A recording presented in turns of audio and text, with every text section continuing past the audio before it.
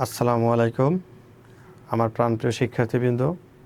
আজকে আমরা একটা নতুন জিনিস নিয়ে আসলাম। এটা প্রোগ্রামিং লেভেলের সি প্রোগ্রামিং যে অধ্যায়টা আছে না, এই সি প্রোগ্রামিং অধ্যায়। এই অধ্যায়ে একটা কমন প্রশ্ন স্ক্যানএফ এবং পিডিএফ অর্থাৎ প্রিন্টএফ, স্ক্যানএফ অ্যান্ড প্রিন্টএফ এই জিনিসটা কি এবং এর পার্থক্য কি। আমরা সবসময় প্রোগ্রামে লিখে আসছি স্ক্যানএফ প্রিন্টএফ এই দুইটা কি, আজকে আমরা তার ধারাবাহিকতায় দেখব।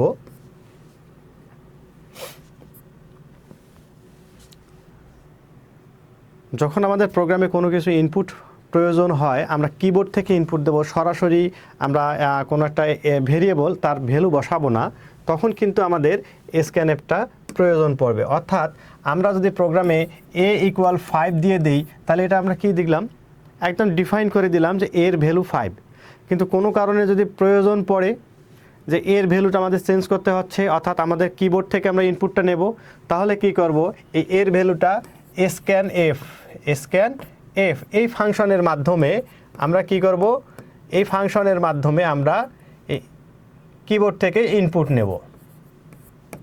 অর্থাৎ আমরা যদি এখানে $d দিয়ে দেই, তাহলে কি একটা ইন্টিজার নাম্বার ইনপুট নিচ্ছি এবং এই অ্যাম্পারসেন্টের সাইনটা এর ভ্যালুটা মানে হচ্ছে আমরা এর অ্যাড্রেসটা দিয়ে দিলাম। অর্থাৎ মেমোরিতে কিন্তু কি আছে, এর একটা ভেরিয়েবলের একটা অ্যাড্রেস আছে, ঠিক আছে, প্রত্যেকের একটা অ্যাড্রেস আছে, আমাদের নিজেদের একটা অ্যাড্রেস আছে, আমরা যে প্রতিষ্ঠানে পড়ি তার একটা অ্যাড্রেস আছে।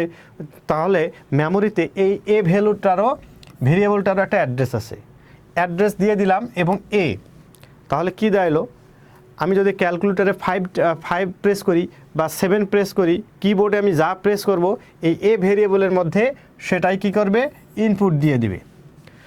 এখন প্রশ্ন হলো, তুমি তো দিছো %d, %d দিয়ে কি তুমি কোনো ক্যারেক্টার ABCD ইনপুট দিতে পারবে, অথবা তুমি 1.0 বা ফ্র্যাকশন নাম্বারকে ইনপুট দিতে পারবে? এটা জানতে হলে আমাদের পরবর্তী ভিডিওতে তুমি দেখতে থাকো, তাহলে এটা বুঝতে পারবে।